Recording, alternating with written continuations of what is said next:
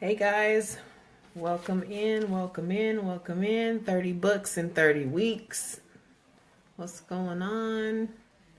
So we're in week three of 30 already. It doesn't even seem possible. So Tuesday, second day of our third week. And this week we are featuring crucial conversations.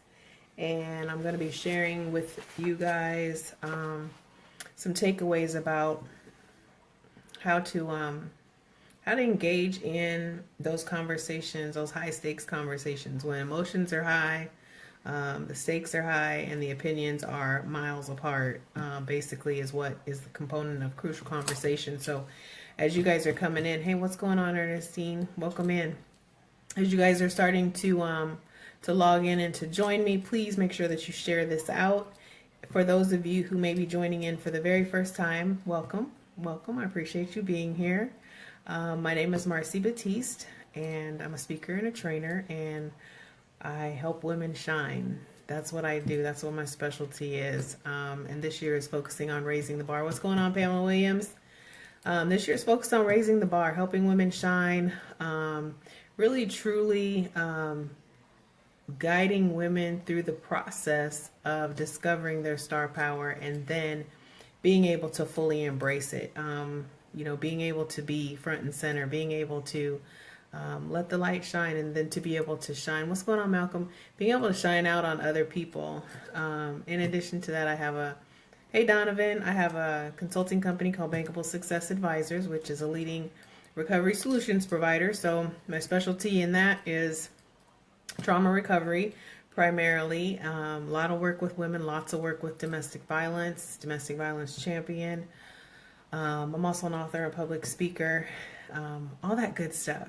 But yeah, my passion is women, and this community of 1,000 women, 1,000 rising stars is my goal for 2018, to truly take these women and lead them on a journey of transformation, healing, growth, success, and really being able to focus on what I call the whole woman. So the looking at love, life, relationships, and your businesses if you happen to be an entrepreneur or a career person.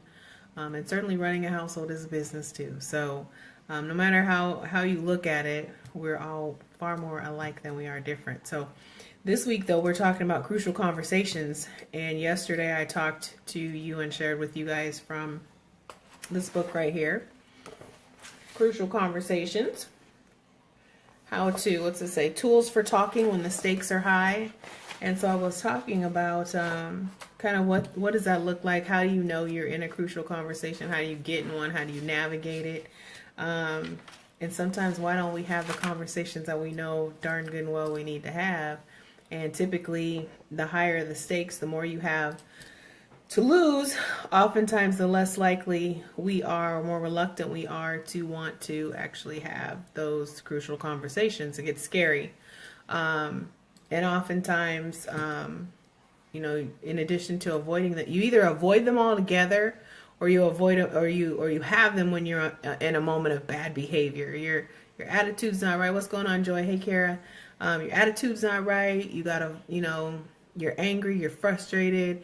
And so things that have been bottling up and that you should have talked about a long time ago, all of a sudden, I call it diarrhea of the mouth. You just start blah, and it just all comes out. It comes out all wrong.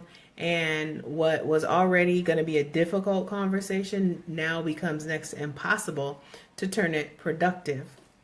And so learning how to have these crucial conversations, learning how to navigate a conversation to keep it from going to an argument, or to keep it from going, somebody going into shutdown mode, to being able to actively create a dialogue. Ultimately, that's what communicating is about. Some of the most successful people are not successful because they're so smart. They're so successful because they're great communicators. They're great communicators. They can sell a ketchup popsicle to a lady in white gloves. They're such good communicators. Ultimately, that makes them an influencer.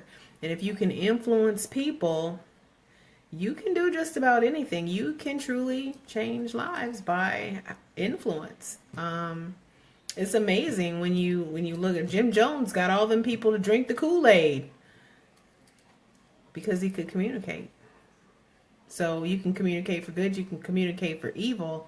It's all what you choose to do with the skill, but it is a learned skill. Having good communication abilities is a learned skill. It does not come naturally from most people.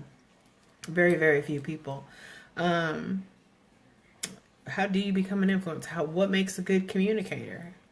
You know, what makes a conversation versus an argument? Well, a conversation allows you, a crucial conversation that's going well, allows you to be candid in your opinion, but still be respectful of the other person's position. And so nobody feels like they're giving up. Hey Donna, what's going on, Myron? Nobody feels like they have to give up anything. So you feel like you're being heard. You feel like you're being respected. You feel like you're being valued. That's how you have a crucial conversation. That's how you keep it from going all the way left, all the way bad. And I've had some conversations before I learned these skills that did not go so well. They ended in tears. They ended in people walking out. What's up, Arthur? You know, and a lot of people think that you can't have it both ways, that you can't be honest and still be kind. You can't be honest and be considerate of someone else's feelings. But really that kindness and that consideration really just boils down to being respectful. And if I could tell you how many people I hear, that's the biggest problem in communication, is people feel disrespected. They feel like you're not being heard. They feel like their opinion doesn't matter, that you don't value them. And then that's what turns the conversation so far south. And so when you've already got a situation where emotions are extremely high, you've already got people that have a whole lot to lose based on the outcome of this conversation. It can be pretty bad. It can erupt in violence. It can result in relationships ending. Hey, Kath, what's going on? You know, just mishandling a conversation. And I'll give you an example. I was in a relationship, and I was trying to communicate my position on some behaviors that my significant other was exhibiting. And he got real defensive, which was to be expected. So I was prepared for that. What's going on, Anita? I was prepared for that. You know, he did the whole shutdown thing. I was prepared for that. He tried to talk over me. I was prepared for that. And ultimately then he ended up saying to me, I don't give a damn what you do. Do whatever you want. And that I was prepared for. But I was prepared for it from a standpoint of knowing myself and having amassed these abilities to communicate. I knew I didn't have to raise my voice. I knew that I didn't have to disrespect him. I knew I didn't have to call him out of his name. I knew that I didn't have to respond any kind of way that put him in jeopardy. But unfortunately, he didn't have the same skill set. And so he ended up jeopardizing the entire relationship by that one comment. When he said to me, I don't give a damn what you do. Do whatever you want. That's what I did. And 3 days later, I ended the relationship with him. I took some time. I said, okay. My exact words were, okay, I will. I smiled and I walked out of the room. And when I circled back, it sounded like the relationship's over. This is no longer working for me. I'm done. And at that point, then he wanted to have a conversation. And there was nothing to talk about, in my opinion. So that was after trying to have this, that was the final conversation. But it was after me trying to communicate about some, like I said, some bad behaviors that were not acceptable to me in the capacity of the relationship that we had. We had an intimate relationship. We're living together, that sort of thing. And it's just like, you don't get to disrespect people and then expect them to value your position. You don't get to expect them to value your position and never communicate what it is. And so, but unfortunately, a lot of people, when they feel backed into the corner, they want to come out swinging. And if you swing back, then that just starts this. And so truly handling crucial conversations, being able to navigate and turn it into a dialogue, means not throwing a responsive punch. So being prepared, and that's what we're going to talk about tomorrow, really is how you create dialogue. It's about how you think about the situation. And so, grasping in your mind, how do I really feel about this situation? What is it that I want to communicate? How do I feel about it? What's the best way for me to communicate it? What kind of language do I want to use? And essentially being prepared to share like what my position is, how I arrived at that position, and what result I would like to see.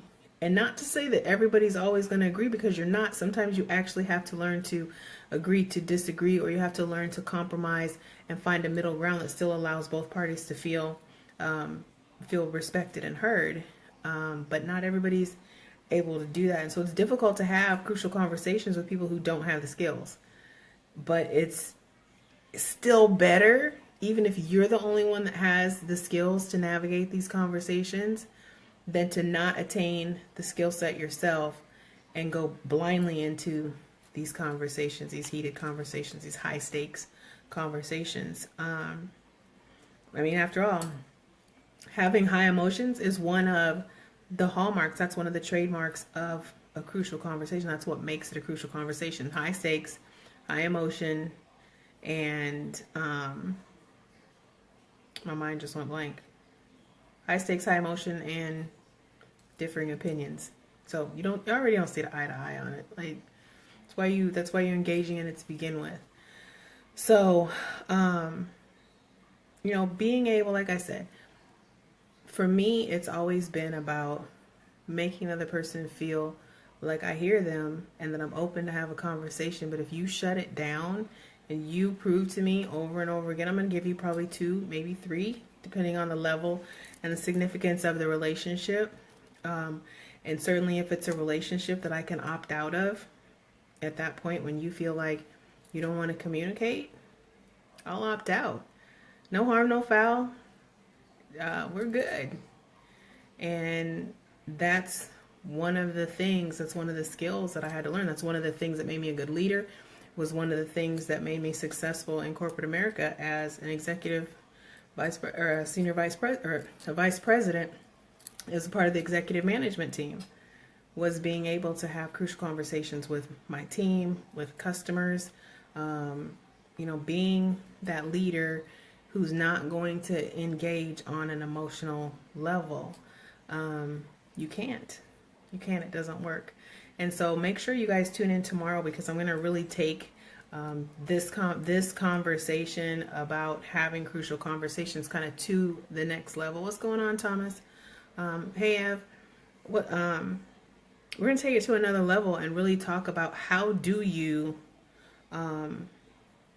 create dialogue? Like, what does that even look like? Especially when you're dealing with someone who doesn't really have good communication skills in the first place. This is really hard, but it really is truly about understanding and being clear about how you feel about the situation and how you prepare for the conversation. Because you can't just be like, oh, well, let me get this off my chest. It's going to go all bad. So that's my takeaway for today. I hope that you guys got some nuggets. I know some of you got some nuggets about the importance of crucial conversations. I cannot talk today. Oh my goodness. Crucial conversations and why they're important. How you get in them, how you get out of them, and more importantly, how you navigate them for your benefit. Learning to be diplomatic. So that's what we're going to talk about tomorrow. How do you prepare for them? And then delivering the message. So stay tuned. This is part of the 30 Books in 30 Weeks series. We're on week 3, Crucial Conversations.